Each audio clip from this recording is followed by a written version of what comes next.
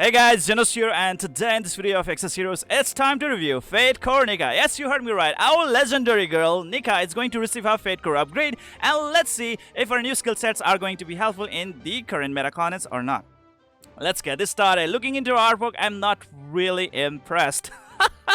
Look at those unhealthy legs. Look at those really poor titties. And man, she is definitely not a waifu material in my opinion. If she is, let me know in the comment section below, alright? No offense at all, but man, she is definitely not my taste. Anyways, let's look into the notice right over here. Fatecore chance increase violet sound Nika recruit. Period is going to be starting after the maintenance. That is tomorrow till January 14, Thursday, 2021 AM 1:59 UTC time. So the banner is going to be lasting for a total of 7 days, just like any other banner out there. Main hero, you can recruit hero plus Fatecore with a higher probability than the premium recruitment. As she is a black colored Fatecore hero unit, that means she's going to drop at a rate of 0.7% chance from her banner. And if you are going to summon a total of 19 multi-summons in her banner, then you can get her for free, considering if you are interested in the first place. Alright, I mean, like, just looking into her, I really don't think she's capable of a lot of things out there, guys. Anyways, let's look into her Fatecore ability.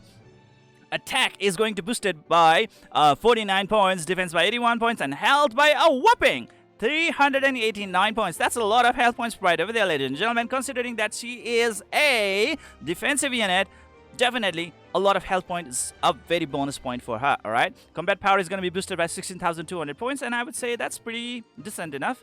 Skill information, passive skill effect, thirst 2, it says right over here. Upon taking damage, deals damage 30% and afflicts a stun on the attacker for 5 turns. When the attack hits, definitely a very good skill for the Japanese trainer battles. Even in the PvE story context, it's really good enough as well. I mean, like, if you can really stun your opponent, definitely that opponent will not be able to use his action in his turn, right? So that is definitely going to be quite helpful because the opponents are rendered useless on their respective turns, and that's really great, I would say. Gain mana 1 mana if health of the target is at 80% or more. Extra ways of gaining mana, and I would say pretty good enough, decent. A little star. Now that is the added effect that is added onto her passive skill, alright, and says at the beginning of a round, reduces received damage by 10% for each living ally except the caster. Reduces up to 40%. Yes, obviously, a team consists of a total of 5 members, right? 5 allies. So if she's not going to count herself, that means the 4 of the allies are remaining, and 10% per 1 ally, that means a total of 40%. So that's a basic math right over there. And being able to reduce incoming damage by up to 40% is really amazing stuff out there. I mean, like, since the defensive unit being able to decrease the incoming damage, that makes her a really tanky unit indeed, isn't it? But the thing is that, like, now there's a little bit of, maybe it's a grammatical error, or maybe I'm having a little bit of issue right over here. It says at the beginning of the round reduces received damage. Like, is it only during the beginning of the round, meaning like the first turn in the round? Is that it? Is that all that this is really trying to say? If that is, then it's not really that super awesome in my opinion. I mean, like, just for 1 turn in 1 round, that's not really good. But if this little star buff effect is actually going to stay around for the entire round, that is going to be definitely good, I would say. But just for like 1 turn per 1 round, it's really bad, because that's what it is trying to tell to me with this grammar right over here. Okay, because like Exos Heroes grammatical mistakes has been quite legendary indeed. There have been so many mistakes out there, so maybe I might having a little bit of confusion right over here. If you guys have a little bit of clear thinking, or let's say clear thoughts or insights about it, please do let me know in the comment section below.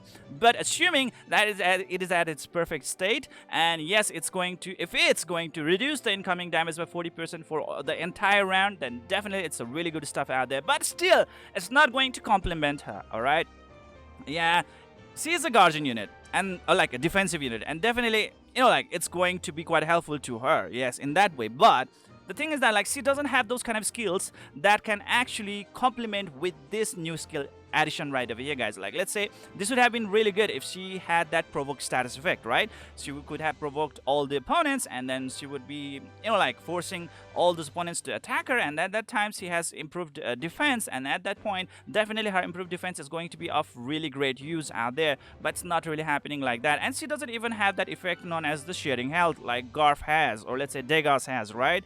She doesn't even have the share health. So even at that point, she is not really capable of utilizing her new skill effect at massive level, okay? Because like it's just too easy to just skip her and then like focus on those squishy allies, squishy allies right out there that belongs to Nika, and that is so easy. And I would say it's there, it's good. It's not really that superb in my opinion. That's all I have to say. Anyways, now let's talk about the active skill number 1 right over here, which requires 2 mana, alright? And it's known as Sound Bomb. Single target, deals 187% damage to one enemy. So definitely it's going to have quite utility out there with the signature force damage. I mean, like, it's a single target, that means a pure signature force damage is going to be dealt to that single target, and there's 2 required mana, that means like it's going to be quite heavy damage as well, a little bit. Okay, and status effect afflicts the target with shock for 4 turns, and that's going to be quite helpful as well if you really are trying to make sure that the particular opponent is not going to cause trouble to you later on. You might actually shock that target. Shock is similar to like stunning an opponent, alright? That opponent will not be able to perform any kind of action in their respective turn if they are shocked. So that is also another scenario right over there. She's a machine element and she has an attack speed of about like 72 points. So that means like she's pretty fast enough. So she can pretty much shut down those kind of opponents out there that might cause trouble to you later on. Like let's say Fatecore Battery, Fatecore Annie, and so on, okay? Those wizards, let's say, all right? Because most of the wizards are pretty slow, right? And you can actually just really shut them down with the shock right over here, guys, all right? And 4 turn, I would say that's a pretty decent amount of turn. With that one, definitely she has got some utilities out there, and with some really good damage out there as well. 187% damage to one enemy, and plus 2 mana, combined with the signature force, it's gonna be really good stuff out there. Next is gonna be the Gatling music. All right, active skill number 2, required mana 4 mana. That's a lot of mana, guys. Like sadly, there's no burst effect in it. All right, in fact, it's a AoE damage, deals 255% damage to all enemies. Wow, that's so low, 255% only, and it's not even a piercing effect. So wow, don't really rely upon it that much. But as the 4 mana is going to be consumed at this point, definitely signature force is definitely going to be making some heavy roll right over here. Okay, you can actually deal some heavy signature force damage with this active skill number 2, and dealing 255% damage to all enemies. Not really that shabby considering that she is a defensive unit. Alright, don't really expect her to deal a lot of damage, but signature force really do not depend upon that particular unit. It just depends upon like the level of the signature force you have actually unlocked in the respective general banner, right? And the amount of mana that is being consumed. So signature force is totally different out there, guys. So definitely you can actually expect some heavy damage with the signature force, regardless of like lower damage modifier right over here. So in general, or let's say overall, if you're asking me, should you be really summoning this unit? And I would say no.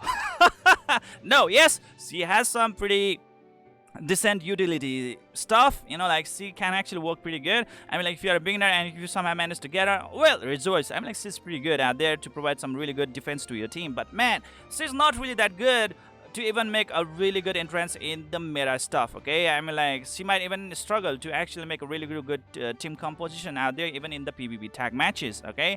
So I would say not really that super unit indeed, in my opinion. If she had like those share health stuff, or let's say provoke stuff, you know, like that skill effects, that would have been much better. But considering that she is the type that actually stun the opponents, and she's more into a little bit more offensive and disabling the opponents, so as that point, guys, she's a little bit shellfish. Okay, she's more of a selfish unit rather than providing that defensive buff to the entire allies like Fatecore Tantalo and so on and on. All right, if she could have been providing more defense to the entire team, that would have been much better. But considering her skill sets effect right over here, she's definitely not going to make any dent in the current meta cons. That's what I had to say to you guys. So an absolute no. If you are asking me, should I be really summoning in this banner, alright, it's not really worth it. Really not worth it.